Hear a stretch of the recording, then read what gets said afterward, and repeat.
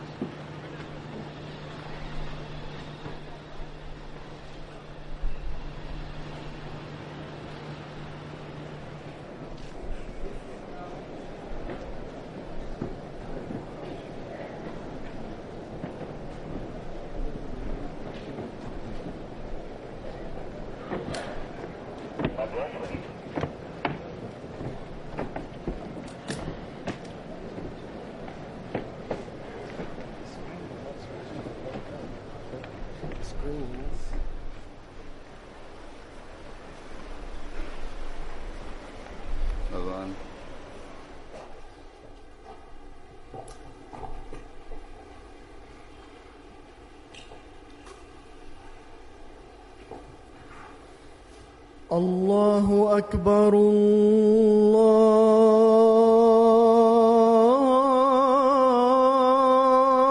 الله أكبر الله أكبر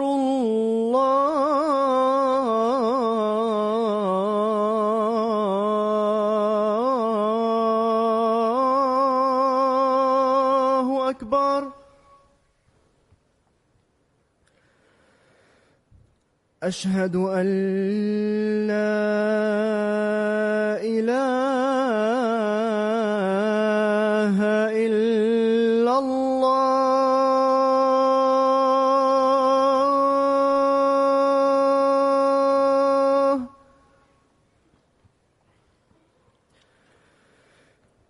أشهد أن لا إله إلا الله.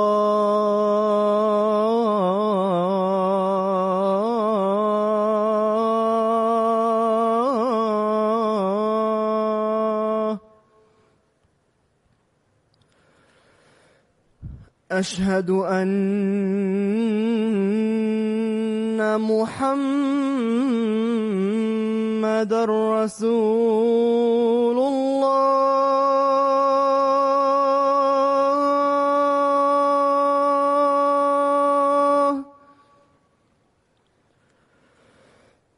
أشهد أن محمد رسول الله.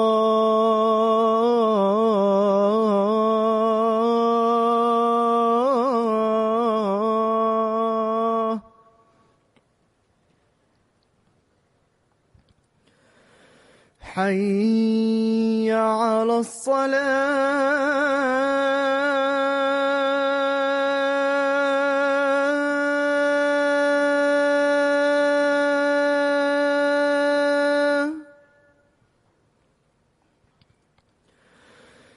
حي على الصلاة.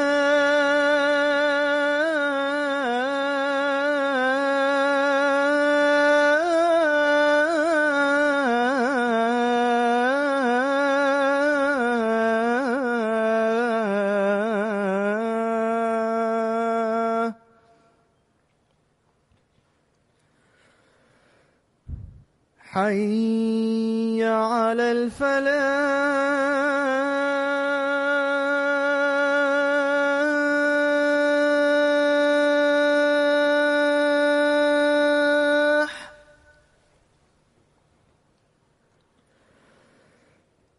حي على الفلاح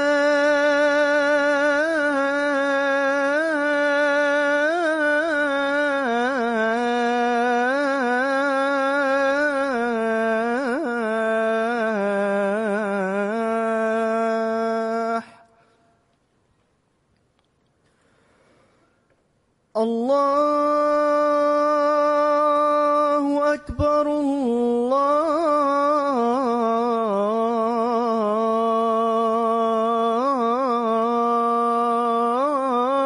الله أكبر لا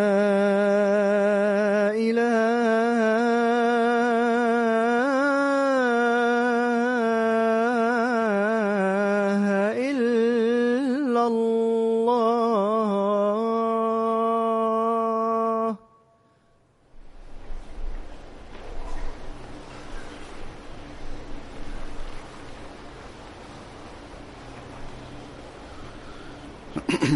السلام عليكم ورحمة الله.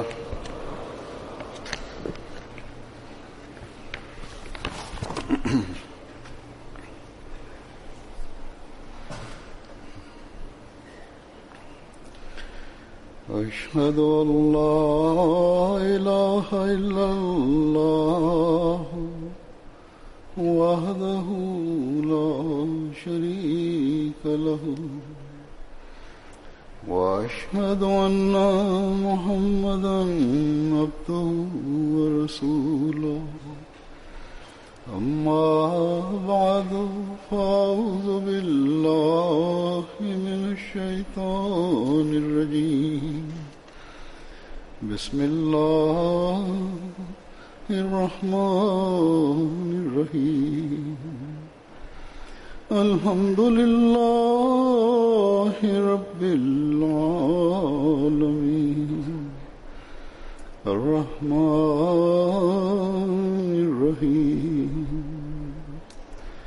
مالك يوم الدين إياك نعبد وإياك نستعين اهدنا الصراط المستقيم صراط الذين أنعمت عليهم غير المغضوب عليهم ولا الضالين.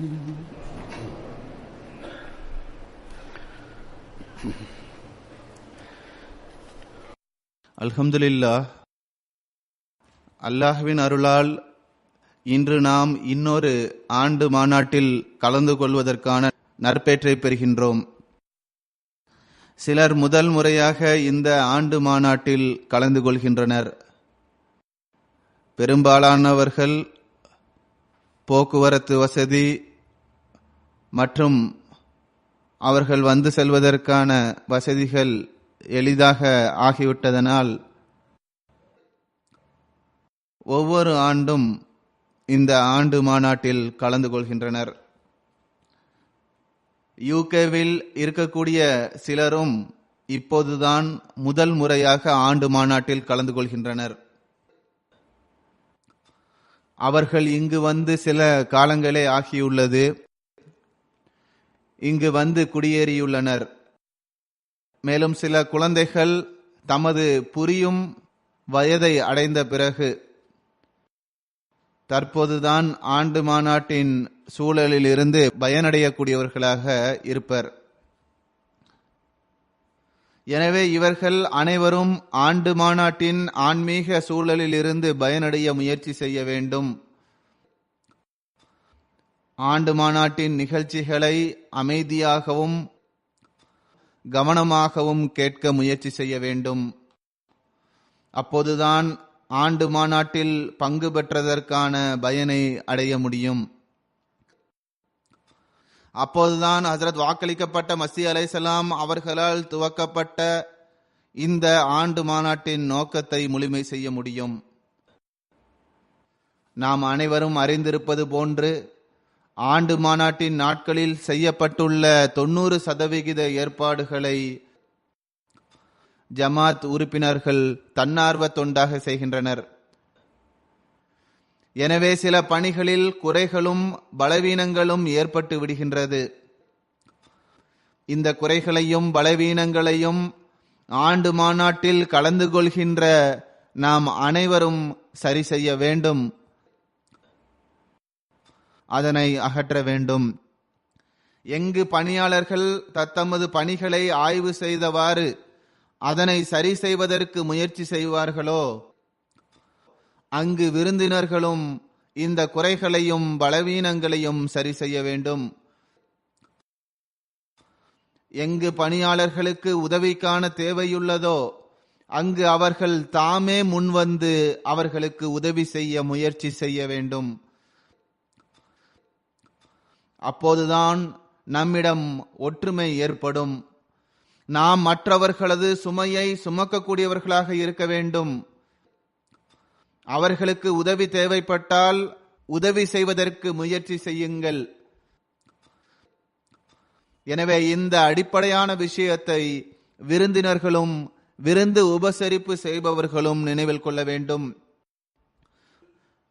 பொதுவாக பணியாளர்கள் மற்றும் விருந்தினர்களின் பொறுப்புகள் மற்றும் கடமைகள் தொடர்பாக ஆண்டு மாநாட்டின் முந்தைய ஹுத்பாவில் நான் எடுத்துரைத்து வந்தேன்.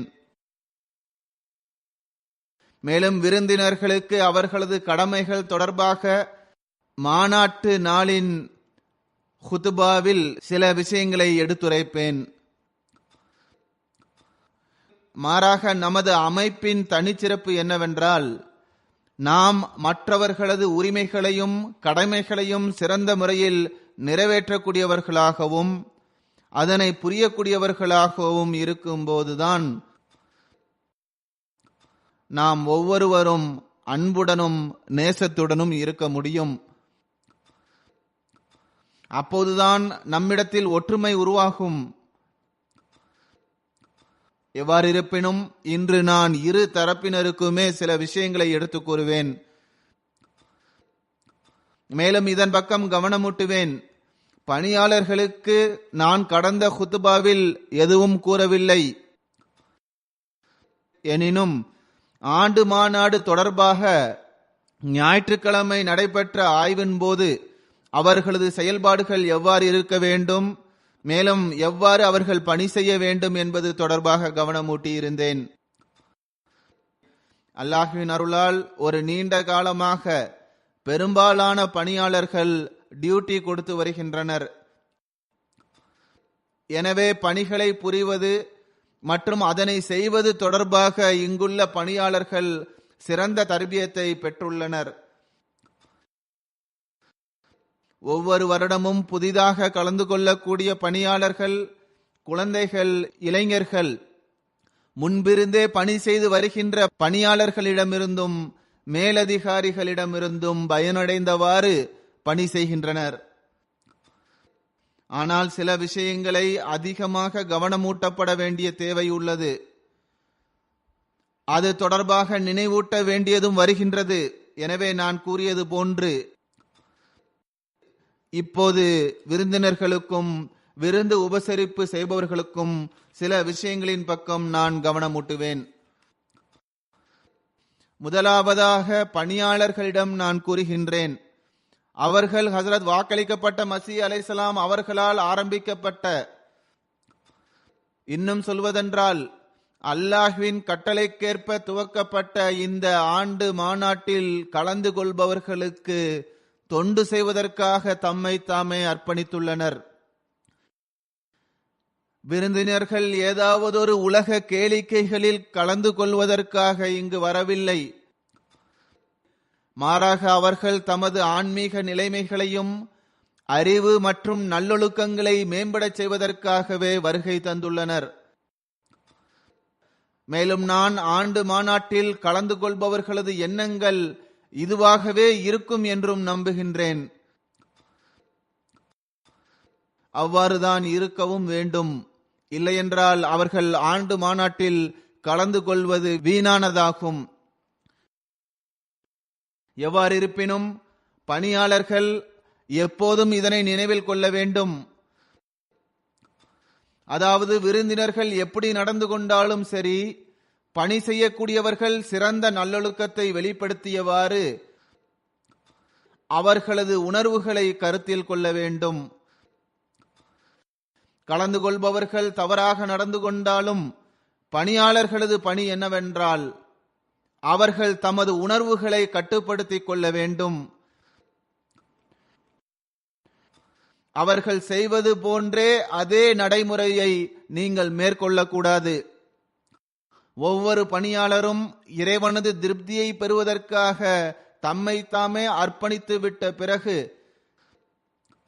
சில விருந்தினர்களின் தவறான நடைமுறையை பொறுத்து கொள்ள வேண்டியது வந்தாலும் அதனை பொறுத்து கொள்ளுங்கள். அப்போதுதான் அல்லாஹ்வின் திருப்தியை நீங்கள் பெற முடியும். நாம் எந்த நபியை ஏற்றுக்கொண்டுள்ளோமோ அந்த நபியின் முன்மாதிரி விருந்தினர்கள் தொடர்பாக எவ்வாறு இருந்தது? எப்போதாவது வரக்கூடிய விருந்தினர்கள் அல்ல, மேலும் வருடத்தில் ஒரு முறையோ ஆண்டு மாநாட்டிலோ வரக்கூடியவர்கள் அல்ல. மாறாக அந்த மக்கள் அவர்களோடு நகரத்தில் ஒன்றாக வசிக்கக்கூடியவர்களாக இருந்தனர். மேலும் தினமும் சந்திக்கக்கூடியவர்களாக இருந்தனர்.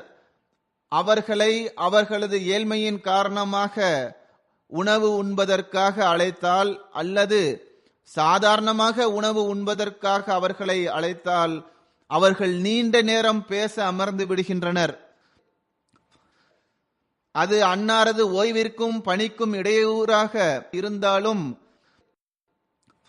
அன்னார் ஒருபோதும் குறித்த நேரத்திற்கு முன்பு வாருங்கள், நான் பிஸியாக இருக்கிறேன் என்று கூறியதில்லை.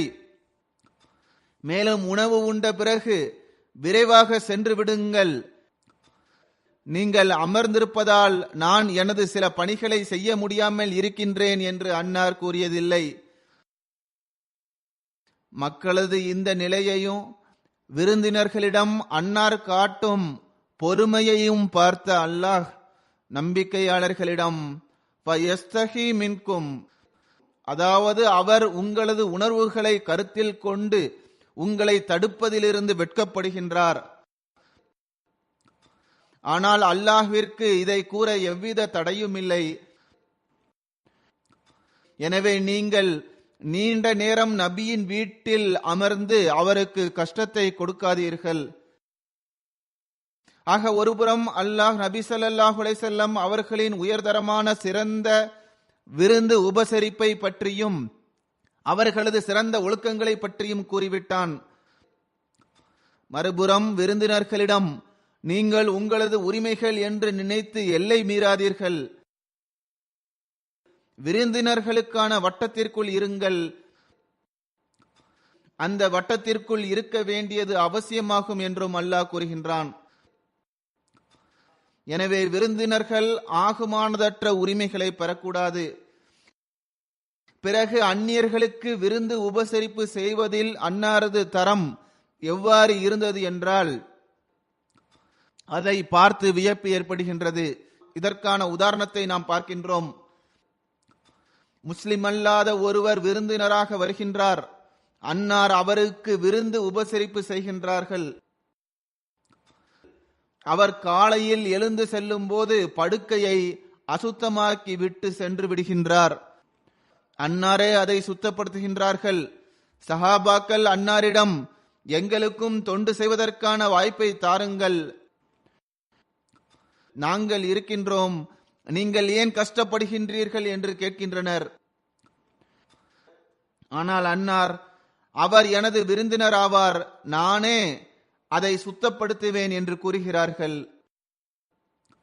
எனவே இத்தகு உயர்தரமான நல்லொழுக்கத்திற்கு எதிரில் எவராலும் போட்டி போட முடியாது. நமது மாநாடுகளில் நம்மவர்களும் வருகின்றனர், அந்நியர்களும் வருகின்றனர்.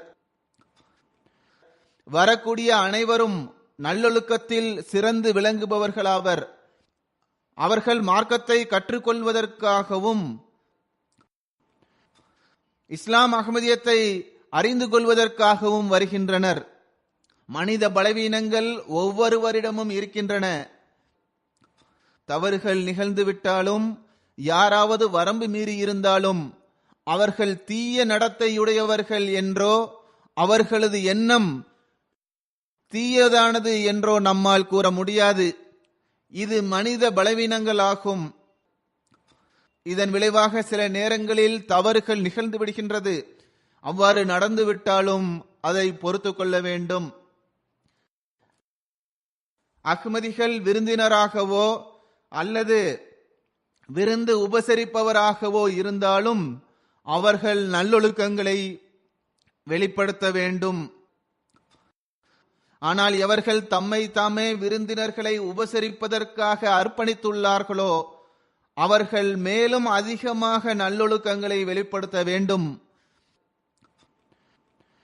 பணியாளர்கள் தரப்பிலிருந்து பொறுமையும் நல்லொழுக்கங்களும் வெளிப்பட்டால் மற்றவர் தாமே வெட்கப்படுவார். எனவே தொண்டாற்றக்கூடிய ஒவ்வொருவரும் தத்தமது துறையில் சிறந்த நல்லொழுக்கத்தை வெளிப்படுத்த வேண்டும். மேலும் இதை இன்றைய நாட்களில் ஒரு அறைகூவலாக எடுத்துக்கொண்டு சிறந்த நல்லொழுக்கத்தை வெளிப்படுத்த வேண்டும். அல்லாஹ் திருக்குரானில் இதன் பக்கம் கவனமூட்டியவாறு கூறுகின்றான், கூலு லின்னாசி ஹுஸ்னா, அதாவது மக்களிடத்தில் மென்மையாக பேசுவீராக, நல்ல முறையில் பேசுவீராக. ஆக சண்டைகளை முடிவுக்கு கொண்டு வரவும் சிறந்த நல்லொழுக்கத்தை வெளிப்படுத்தவும் இது மிகவும் அடிப்படையான விஷயமாகும். இந்த வழிமுறை சில குறிப்பான சூழ்நிலைக்கு மட்டுமல்ல, மாறாக எல்லா நேரத்திற்கும் உரியதாகும். மனிதனுக்கு இதற்கான பழக்கம் ஏற்பட்டுவிட்டால் பிறகு ஒருபோதும் வரம்பு மீறுதலும் பகைமையும் உருவாகாது. எனவே விருந்தினர்களும் விருந்து உபசரிப்பு செய்பவர்களும் இங்கும் எல்லா நேரமும் அல்லாஹ்வின் இந்த கட்டளையை எப்போதும் கண்முன் நிறுத்த வேண்டும். குறிப்பாக இன்றைய நாட்களில் இதனை கண்டிப்பாக செயல்படுத்த வேண்டும். இந்த சூழலை நாம் அனைவரும் ஒன்றிணைந்து மகிழ்ச்சிகரமானதாக ஆக்க வேண்டும். இதன் மூலமாக நாம் எந்த நோக்கத்திற்காக இங்கு ஒன்று கூடியுள்ளோமோ அது முழுமை பெற வேண்டும். அந்த நோக்கமானது நமது நல்லொழுக்க ஆன்மீக நிலைமைகளை சிறந்ததாக ஆக்குவதாகும். இந்த நல்லொழுக்கங்களே இங்கு வருகை தருகின்ற அந்நியர்களிடமும் இஸ்லாத்தின் சிறந்த ஒழுக்கங்களை மேற்கொள்வதற்கான காரணியாக அமையும். இது ஓர் அமைதியான பிரச்சாரமாகும். விருந்தினர்களும் விருந்து உபசரிப்பு செய்பவர்களும் அமைதியாக பிரச்சாரம் செய்யக்கூடியவர்களாக இருப்பர். ஹஜ்ரத் நபி ஸல்லல்லாஹு அலைஹி வஸல்லம் அவர்கள் கூறுகின்றார்கள், எடையை பொறுத்தவரை சிறந்த நல்லொழுக்கத்தை வெளிப்படுத்துவதை விட வேறு எந்த விஷயமும் பெரியது கிடையாது. மேலும் சிறந்த நல்லொழுக்கத்தை பெற்றிருப்பவர் தொழுகை மற்றும் நோன்பை முறையாக பேணக்கூடியவராகவும் இருப்பார். அதாவது நன்மை செய்வதற்கான நற்பாகியம் கிடைக்கின்றது. குறிப்பாக அல்லாஹ்வின் திருப்தியை நாடியவாறு நன்மை செய்ய பாக்கியம் கிடைக்கும் போதுதான் இறை வணக்கத்தின் பக்கமோ கவனம் ஏற்படுகின்றது. அல்லாஹ்விற்கு நன்றி செலுத்துவதற்கான நற்பாகியம் கிடைக்கின்றது. அதாவது நான் அல்லாஹ்வின் கட்டளைக்கேற்ப சிறந்த நல்லொழுக்கத்தை வெளிப்படுத்துகின்றேன். எனவே இந்த நன்றி செலுத்துதல் தான் இறை வணக்கத்தின் பக்கமோ நமக்கு கவனமூட்டுகின்றது. எனவே ஒரு நன்மை பெரிய பெரிய நன்மைகளை செய்வதற்கு நற்பாக்கியத்தை வழங்கிக் கொண்டே செல்கின்றது.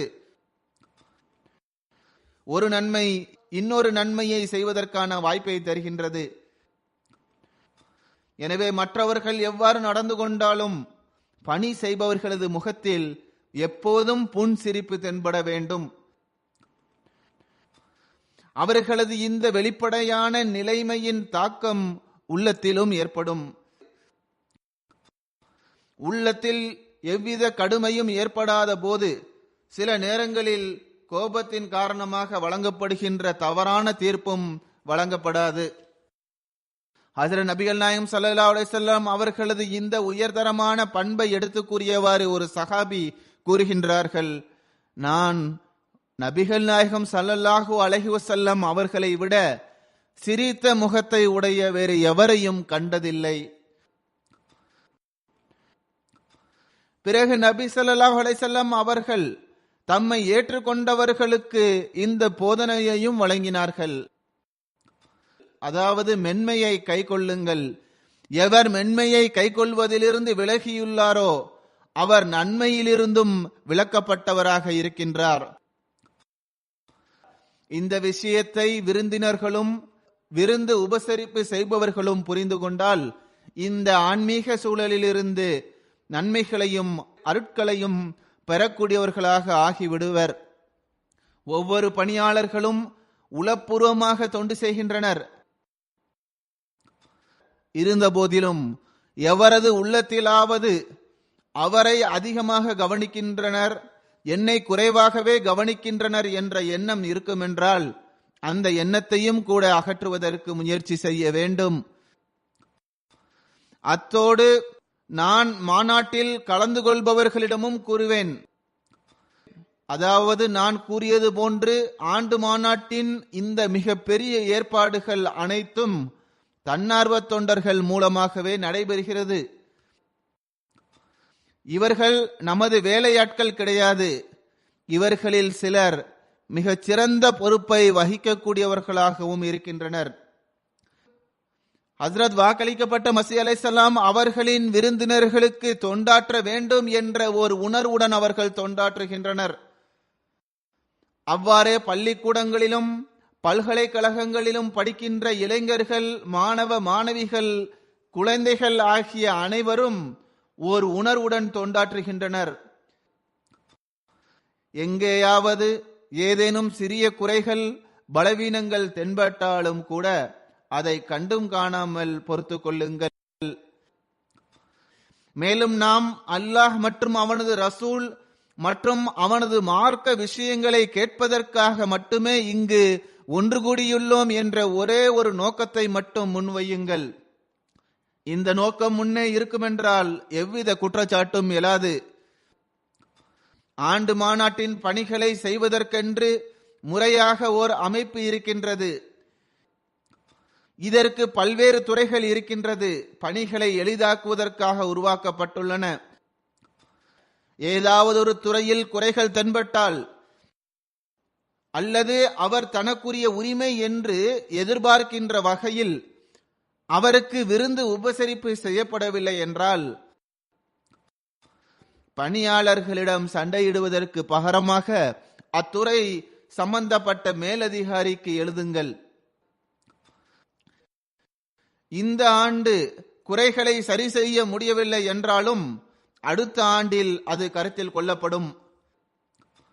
மேலும் நமது ஜமாத்தின் தனி சிறப்பு இதுவேயாகும். மேலும் அவ்வாறு இருக்கவும் வேண்டும். அதாவது எந்த குறைகள் தொடர்பாக சுட்டிக்காட்டப்படுகின்றதோ அதை அகற்றுவதற்கு முயற்சி செய்யப்படுகின்றது அல்லது முயற்சி செய்யப்பட வேண்டும். விருந்தினர்களை உபசரிப்பதில் மிக முக்கிய துறை உணவு சமைப்பதாகும். ஆண்டு மாநாட்டின் போது லங்கரில் சில பிரத்யேகமான உணவுகள் சமைக்கப்படுகின்றது.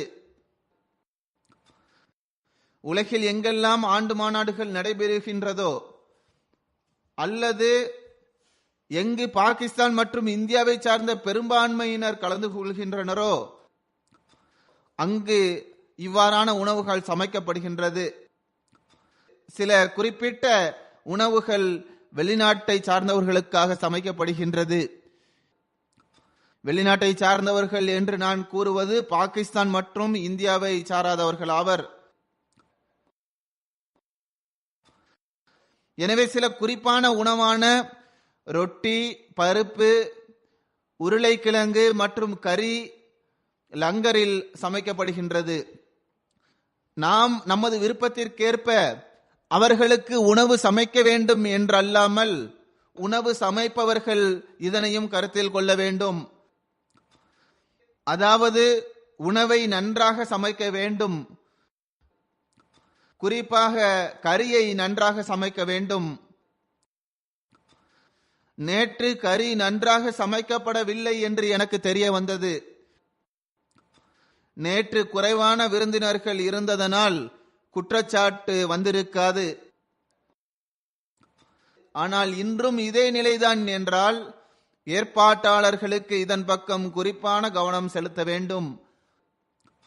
கரியின் தரம் சரியாக இல்லாமல் இருந்தால் ஏற்பாட்டாளர்கள் தரம் வாய்ந்த கறி கிடைப்பதற்கு நடவடிக்கை எடுக்க வேண்டும். விருந்தினர்கள் இது பற்றி குற்றஞ்சாட்ட மாட்டார்கள் என்று நான் நம்புகின்றேன். அவ்வாறு அவர்கள் குற்றஞ்சாட்டினாலும் அது அவர்களது ஆகுமான குற்றச்சாட்டாகவே இருக்கும். குற்றஞ்சாட்டுவதும் கூட கோபமாக அல்லாமல் ஏற்பாட்டாளர்களிடம் மென்மையாகவும் அன்புடனும் இன்ன குறை உள்ளது என்று கவனமூட்டுங்கள். இதனால் உணவும் வீணாகின்றது. அதை பாதுகாக்க வேண்டும் என்று நமக்கு கட்டளையிடப்பட்டுள்ளது. ஆண்டு மாநாட்டில் கலந்து கொள்பவர்கள் இதன் பக்கமும் கவனம் செலுத்த வேண்டும். ஹஜ்ரத் நபிகள் நாயகம் ஸல்லல்லாஹு அலைஹி வஸல்லம் அவர்கள் கூறினார்கள், இஸ்லாத்தின் சிறந்த பண்புகளில் இதுவும் ஒன்றாகும். அதாவது ஒரு நம்பிக்கையாளர் வீணான விஷயங்களை பேசுவதிலிருந்து விலகி இருக்க வேண்டும். மேலும் ஹஜ்ரத் வாக்களிக்கப்பட்ட மஸீஹ் அலைஹிஸ்ஸலாம் அவர்கள் இந்த ஆண்டு மாநாட்டை அல்லாஹ்விற்கே உரிய கலப்பற்ற ஆண்டு மாநாடாக ஆக்கியிருக்கும் போது நாம் எல்லா விதமான வீணான விஷயங்களிலிருந்தும் நேரத்தை வீணாக கழிப்பதிலிருந்தும் தவிர்ந்திருக்க வேண்டும். மாநாட்டின் நிகழ்ச்சிகளை கவனமாக கேட்க வேண்டும். சொற்பொழிவாளர்கள் உங்களுக்கு விருப்பமானவர்களோ இல்லையோ, எப்படிப்பட்ட சொற்பொழிவுகள் வைக்கப்பட்டுள்ளதென்றால் அது ஒவ்வொருவருக்கும் பயன் தரக்கூடியதாகவே இருக்கின்றது. சொற்பொழிவின் ஏதாவது ஒரு விஷயம் எவரது உள்ளத்திலாவது தாக்கத்தை ஏற்படுத்தக்கூடியதாக இருக்கின்றது. எனவே கவனமாக கேளுங்கள். அப்போதுதான் தாக்கமும் ஏற்படும். தேவையில்லாமல் வெளியில் எழுந்து செல்ல வேண்டாம்.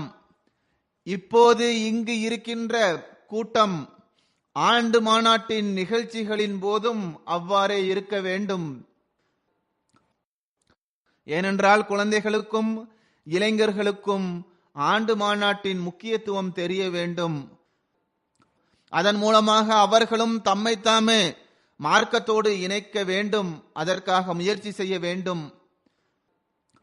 இன்றைய உலக சூழலில் குழந்தைகளிடத்திலும் இளைஞர்களிடத்திலும் மார்க்க உணர்வை ஏற்படுத்துவது, மேலும் அதனோடு இணைப்பது பெற்றோர்களின் முக்கியமான மற்றும் மிக பெரிய பணியாகும். இதன் பக்கம் குறிப்பாக கவனம் செலுத்த வேண்டும்.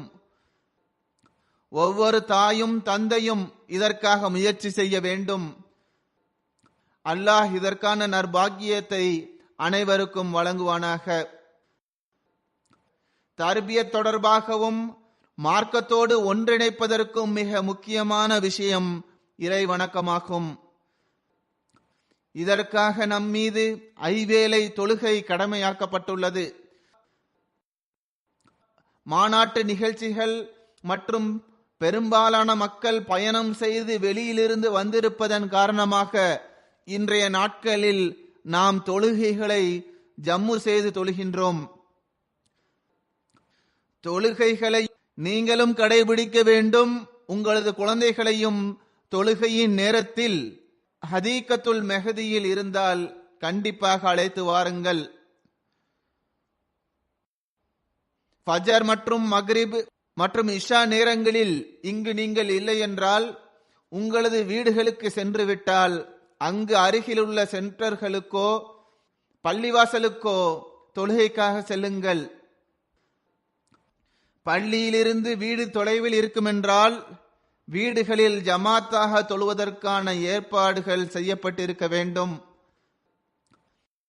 அவ்வாறே தொழுகை நேரத்தில் வேலையின்றி இருக்கும் பணியாளர்களும் இங்கு வந்து ஜமாத்தாக தொழ வேண்டும். எவர்கள் பணியில் இருக்கின்றார்களோ அவர்கள் பணியை முடித்த பிறகு முதலில் தொழுகையை நிறைவேற்ற வேண்டும். பணி அமர்த்தும் மேலதிகாரிகளும் இதனை கவனத்தில் கொள்ள வேண்டும்.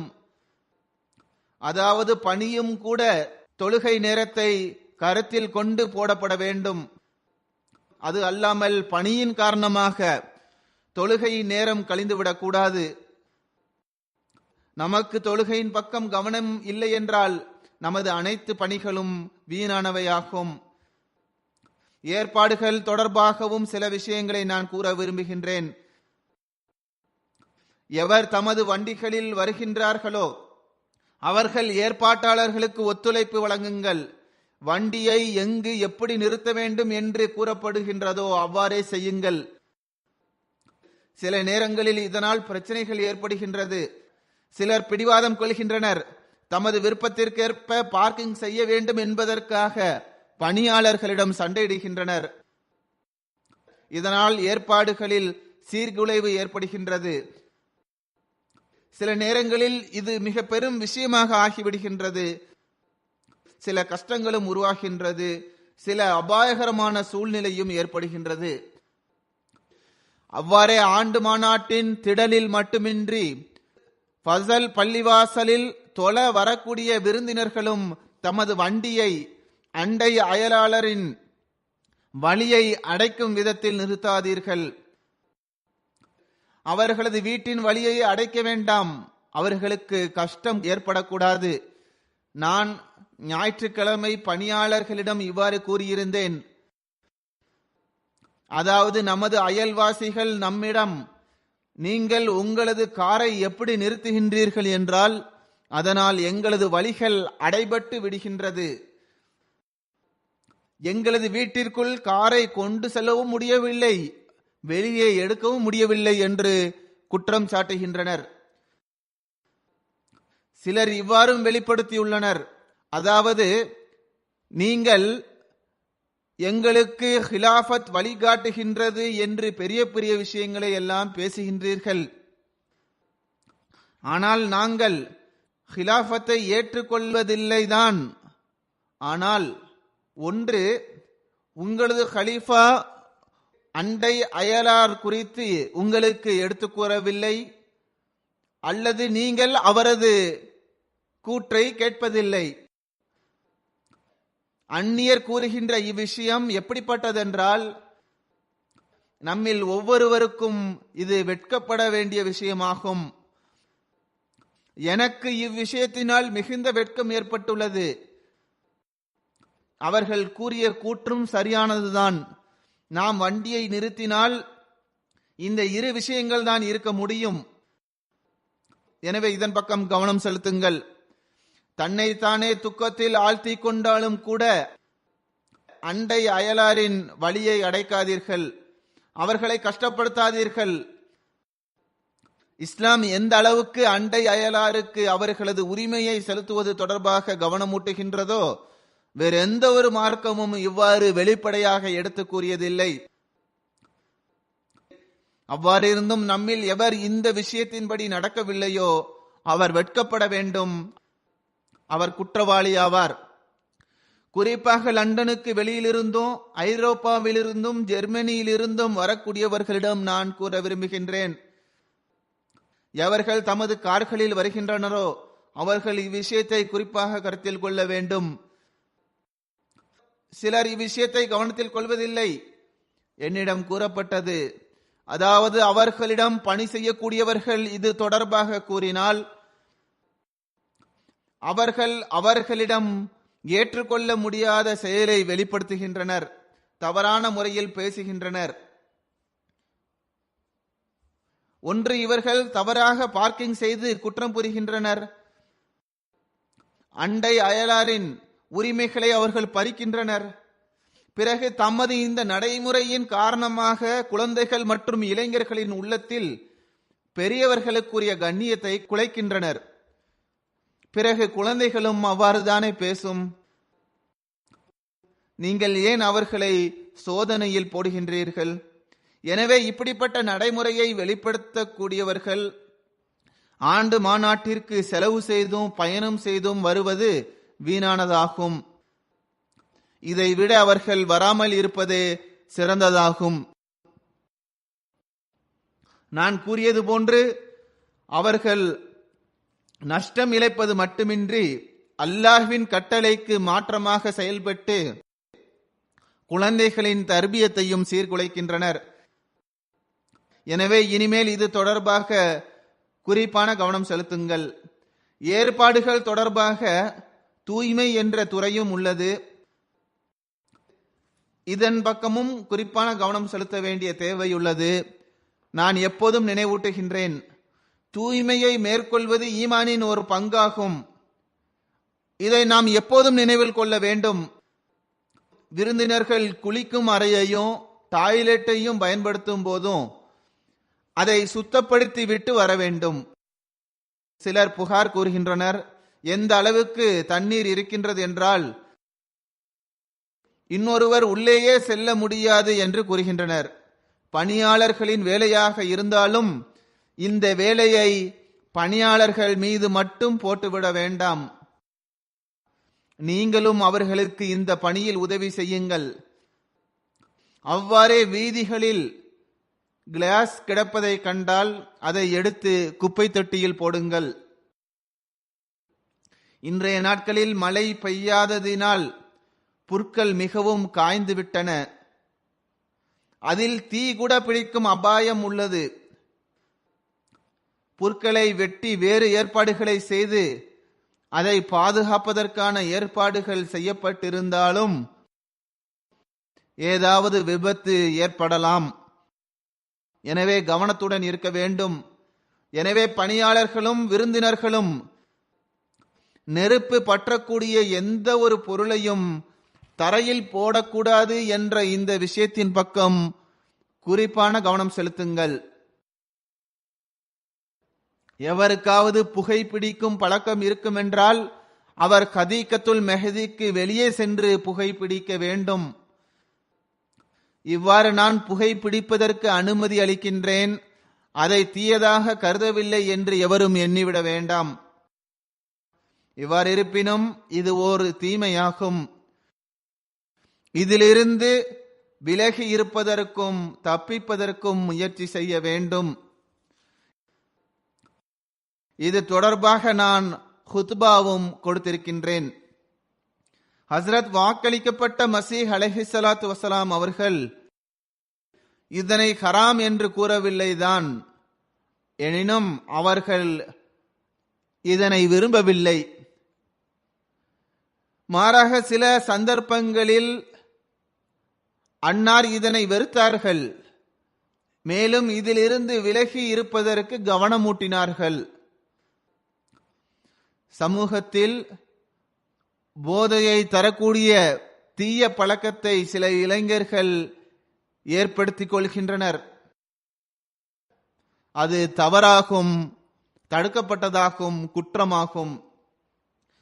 பிறகு பாதுகாப்பு விஷயங்கள் தொடர்பாகவும் விழிப்புடன் இருங்கள். மாநாட்டு திடலுக்கு உள்ளேயும் வெளியேயும் தீங்கு விளைவிப்பவர்கள் தீங்கு விளைவிக்க முயற்சி செய்யலாம். இதன் பக்கம் கவனம் செலுத்த வேண்டும். சந்தேகத்திற்கிடமான பொருளை கண்டால் அல்லது சந்தேகத்திற்குரிய செயலை எவராவது செய்வதை கண்டால் உடனே சம்பந்தப்பட்ட அருகில் டியூட்டி கொடுக்கின்றவர்களிடம் தகவல் கொடுங்கள். பெண்களும் இவ்விஷயத்தை கவனத்தில் கொள்ள வேண்டும். எந்த ஒரு பெண்மணியும் முகத்தை மறைத்து கொண்டு மாநாட்டு திடலுக்குள் வரக்கூடாது. கேட்டில் ஸ்கேனிங் சரியான முறையில் செய்யப்பட வேண்டும். அவர்களது முகத்தை பாருங்கள். மாநாட்டு திடலுக்கு உள்ளேயும் எவரது முகமும் மறைக்கப்பட்டிருக்க கூடாது. ஸ்கேனிங் செய்வதன் காரணமாக நேரம் ஆகின்றதென்றால் விருந்தினர்களுக்கு சிறிது நேரம் காத்திருக்க வேண்டியது வருகின்றதென்றால் அதனால் கஷ்டம் இருக்கின்றதென்றால் அதனை பொறுத்து கொள்ளுங்கள். தற்காப்பும் செக்யூரிட்டியும் மிக மிக அவசியமாகும். பெண்கள் தரப்பிலிருந்தும் இந்த புகார் வருகின்றது. அதாவது குழந்தைகளுக்கான கூடாரத்தில் அமைதியாக குழந்தைகள் விளையாடுகின்றனர், சாப்பிடுகின்றனர். அவ்வாறு குழந்தை அழுதாலும் குழந்தையின் தாய் ஏதாவது ஒரு பொருளை கொடுத்து குழந்தையின் அழுகையை நிறுத்திவிட்ட பிறகு குழந்தைகளின் பெற்றோர் இப்போது நாம் கூச்சலிடலாம் என்று நினைக்கின்றனர். ஒருவர் மற்றவரோடு பேச துவங்கி விடுகின்றனர். சில சமயங்களில் சொற்பொழிவு நடந்து கொண்டிருக்கும் போதே பேசிக் கொண்டிருக்கின்றனர். இதன் காரணமாக ஒரு கூச்சல் நிறைந்த சூழல் உருவாகின்றது. அமைதியாக கேட்க விரும்புகின்ற தாய்மார்களையும் அவர்கள் கேட்க விடுவதில்லை.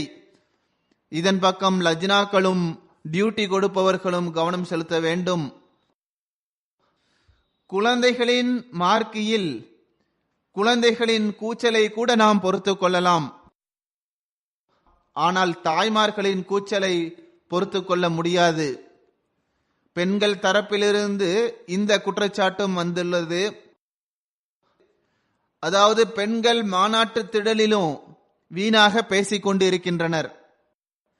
அமைதியாக இருக்குமாறு கூறும் சிறுமிகளிடம் மிகவும் தவறான பதிலை கொடுக்கின்றனர். இது எவ்வகையிலும் சரியான முறை அல்ல. அல்லாஹ் அனைவருக்கும் ஆண்டு மாநாட்டிலிருந்து முழுமையான முறையில் பயன் பெறுவதற்கான நற்பாக்கியத்தை வழங்குவானாக. வழிகாட்டல் கையேட்டில் கூறப்பட்டுள்ள அல்லது நான் கூறிய இந்த அனைத்து விஷயங்கள் மற்றும் வழிகாட்டலின்படியும் அமல் செய்வதற்கான நற்பாக்கியத்தை இறைவன் தந்தருள்வானாக. ஆனால் ஒரு விஷயத்தை நினைவில் கொள்ளுங்கள்.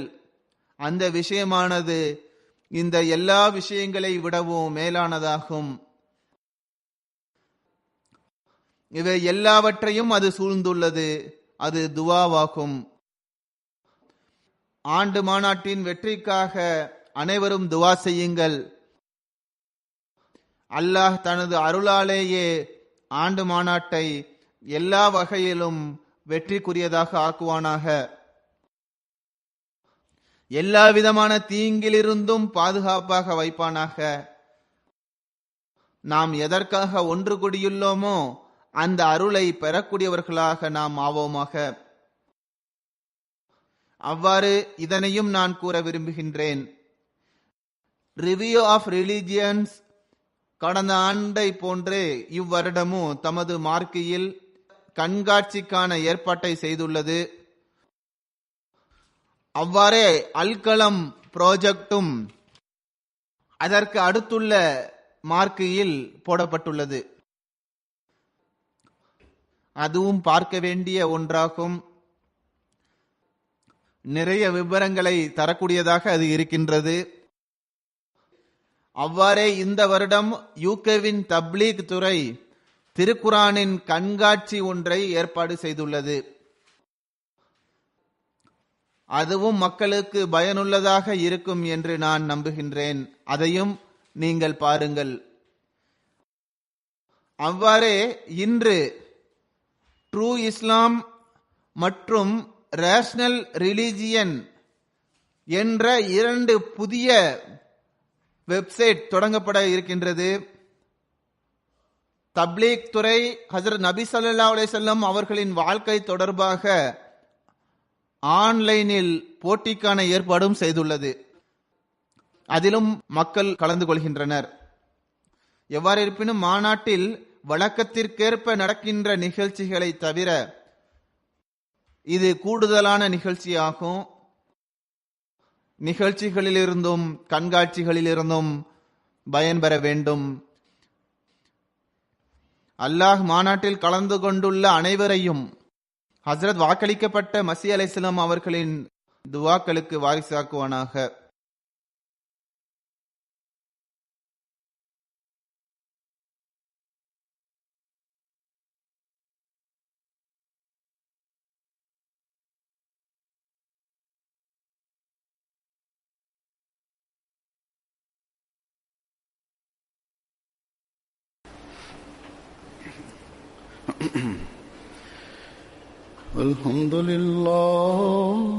الحمد لله نحمده ونستعينه ونستغفره ونؤمن به ونتوكل عليه ونعوذ بالله من شرور أنفسنا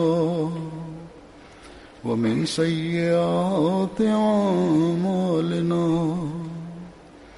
من يهده الله فلا مضل له ومن يضلل فلا هادي له ونشهد أن لا إله إلا الله ونشهد أن محمدا عبده ورسوله عباد الله رحمكم الله إن الله يأمر بالعدل والإحسان وإيتاء ذي القربى